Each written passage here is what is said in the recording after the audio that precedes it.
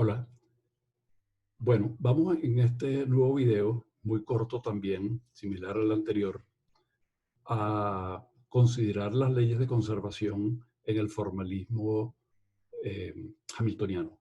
Es muy sencillo lo que vamos a hacer porque un poquito más adelante en la teoría de transformaciones canónicas el tema se trata con considerable profundidad.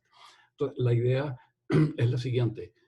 Sabemos que en el formalismo lagrangiano, cuando hay variables ausentes, variables cíclicas, variables ignorables, variables quinosténicas, esa ausencia tiene muchos nombres en el formalismo de la mecánica clásica. A ver qué expresión tiene eso en términos del formalismo hamiltoniano. Entonces, bueno, esencialmente lo que vamos a considerar es qué pasa, es las leyes de conservación en el formalismo hamiltoniano. Voy a demostrar primero lo siguiente.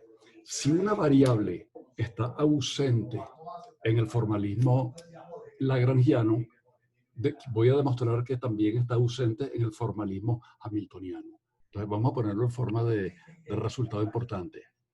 Si una variable, digamos, QJ, una J particular, una coordenada de esta particular, no existe en el lagrangiano, está ausente en el lagrangiano, es una variable cíclica, entonces tampoco existe en el hamiltoniano. Entonces, si una variable QJ no existe en el lagrangiano, es una variable cíclica, entonces tampoco existe en el hamiltoniano. Bueno, basta ver de dónde vienen las variables. H como función de Q1, eventualmente aquí está QJ, etcétera. Bueno, y las demás variables, P y T, es P por Q punto menos L. Y L depende de las Q's, de Q1, eventualmente QJ, etcétera. Entonces, fíjense, este término, que es el que marca la diferencia entre el lagrangiano y el hamiltoniano, no tiene a las coordenadas. De modo que si L no tiene a esta coordenada QJ, aquí tampoco aparece. Es decir, si una variable, este término no contribuye, no colabora con atribuirle a H una dependencia en Q, porque este término no depende de Q. De modo que ausencia en el lagrangiano, variable cíclica, ausencia en el hamiltoniano.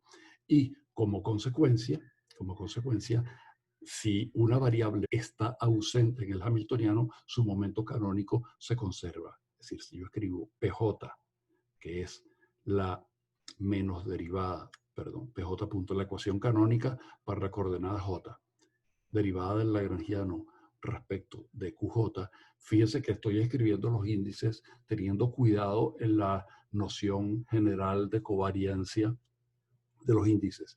A las coordenadas usualmente el índice lo lleva en la parte de arriba como un índice contravariante. Por la posición que tiene, de manera natural, el momento tiene índices covariantes.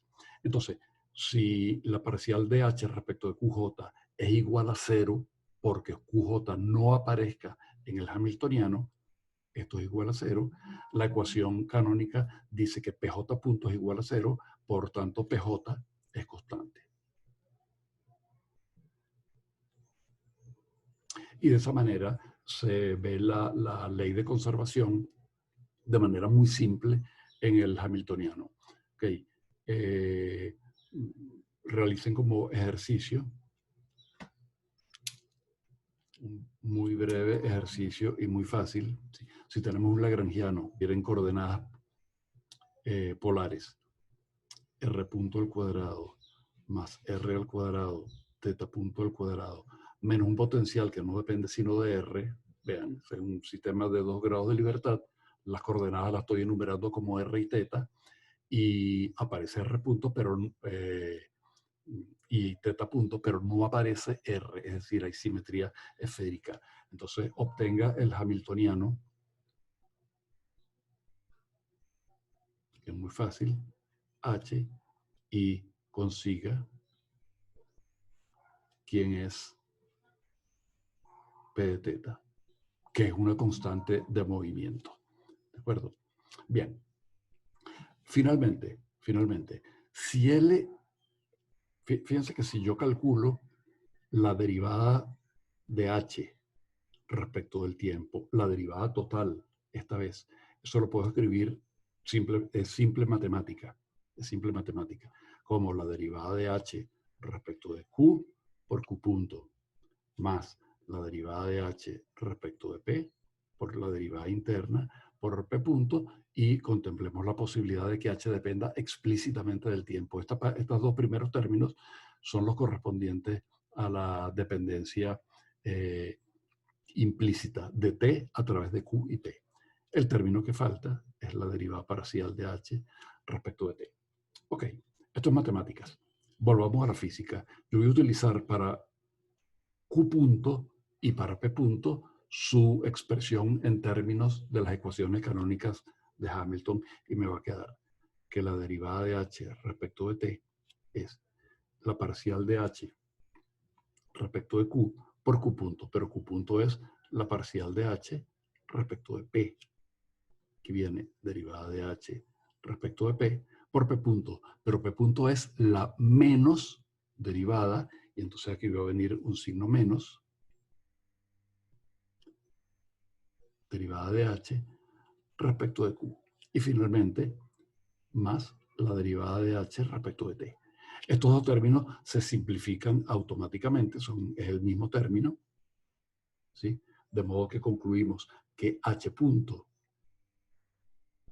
es la derivada de H respecto de T. La derivada total y la derivada parcial coinciden. De modo que si un hamiltoniano no depende explícitamente del tiempo, entonces H punto vale 0. Y H es una constante de movimiento. Y en el lagrangiano no aparece el tiempo explícitamente. Lo voy a denotar de esta manera. En el lagrangiano no aparece, el lagrangiano no es una función explícita del tiempo, H tampoco depende explícitamente del tiempo.